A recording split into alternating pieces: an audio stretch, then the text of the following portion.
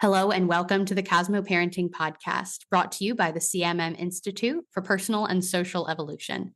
In this space, we invite you to see yourself as someone who is curious about and actively participating in creating your own meaning around parenting.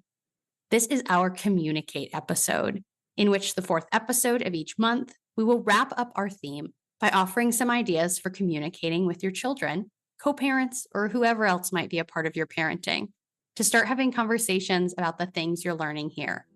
Let's begin.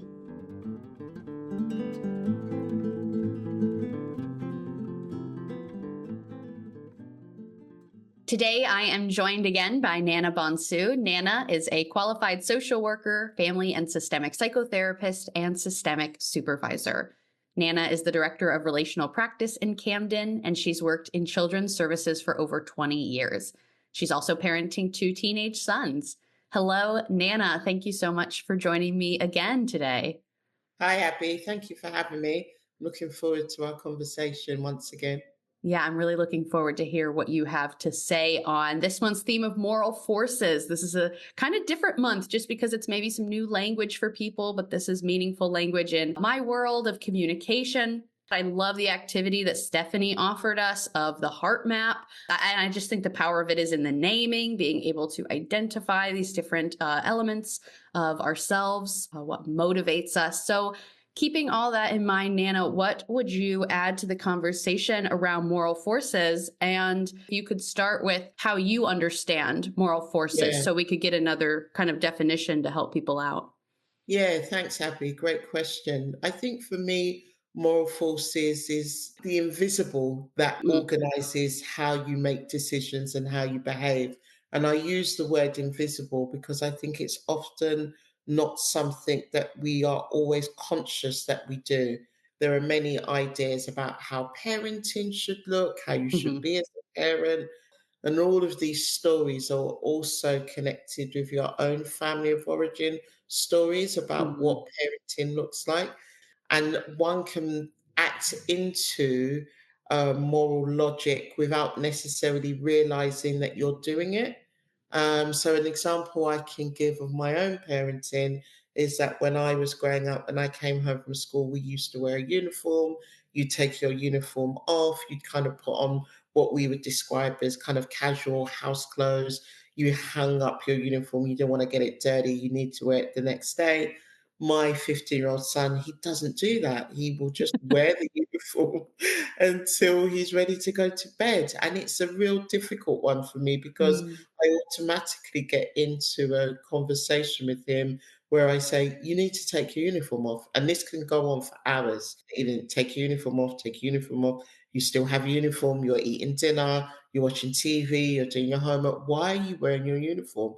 And it just seems such a antithesis to what I think should happen and how I think you should behave as a child when you come home from school. So that example shows you how that's a family of origin script. And it's also, I think, a societal script about, you know, when children are supposed to listen to their parents or supposed to, you know, take the advice of a parent. Those are the things that I think are interesting, that if you're not aware of it, you can act in a way that almost are predetermined steps that you haven't even realized that you're walking down. Yeah. Predetermine's a great word. The other word that I heard you say a lot is should. And I think that's it.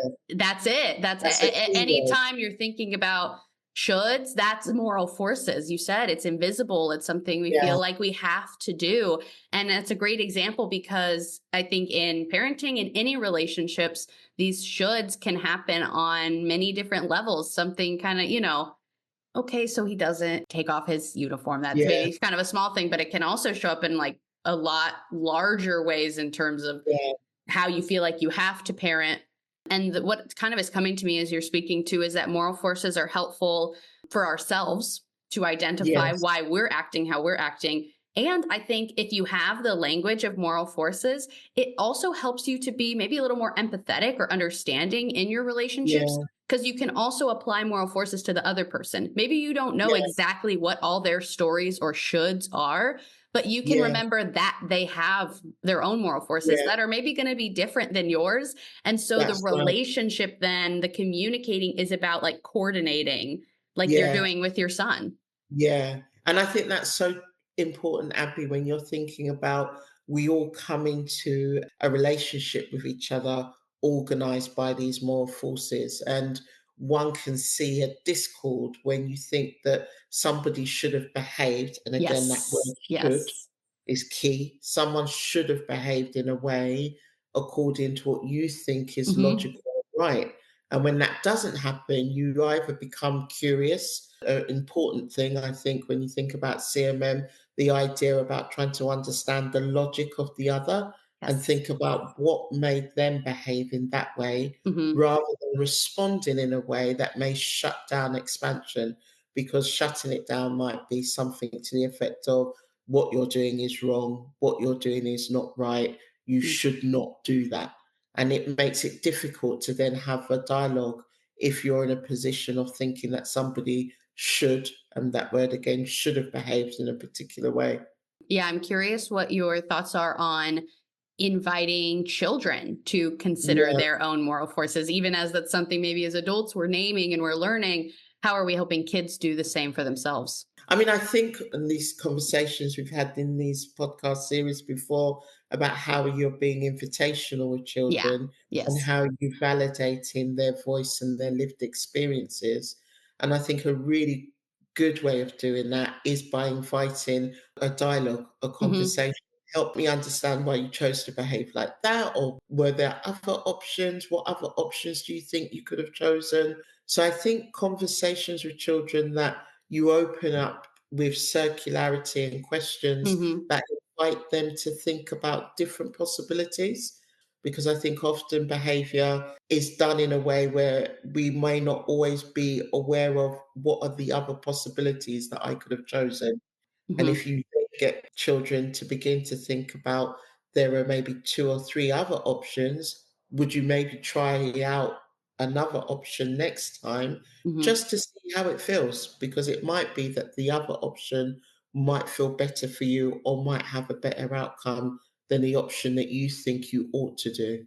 I love the language of invitations, and it's making me think of a conversation I had with John Stewart, who's a communication scholar on my Stories Live, Stories Told podcast. And he talks about invitations. But when he talks about invitations, he also talks about offerings. And so that kind of, Mm, reciprocal nature yeah, of that you can invite your children in. And also it's important to offer something. And maybe that in this context is like model it for yourself. If you're yeah, saying to your child, you know what? I'm so curious to know why you did what you did. I'd love to share with you why I made the yeah, choice that I, kind of offer an example and then yeah, invite them to do the same, is like a really kind of beautiful dance of like yeah, modeling it and yeah. inviting them and offering something to show that you're also practicing.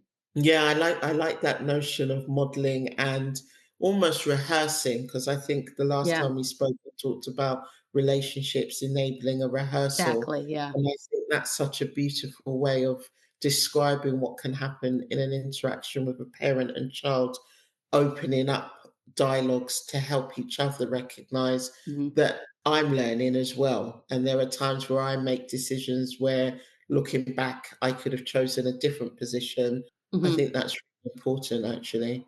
Yeah, I think so too. And it's got me thinking about reflexivity is a word that I Mm, hear thrown around. And, my understanding of it, or how I like to think about it, is the looking back for the purpose of looking forward. And so reflect is, it's a maybe layer beyond just reflecting, but being reflexive in your yeah, practices is perfect for this moral forces theme. Of yeah, the point of looking back and naming the moral forces is so that, like you're naming right now, you can try out, practice, rehearse making different choices in the yeah. future. And so I just think that's, yeah, really beautiful, really beautifully said. And Nana, thanks for being here. We'll see you again in a couple months. We'll hear from you again in future Communicate episodes.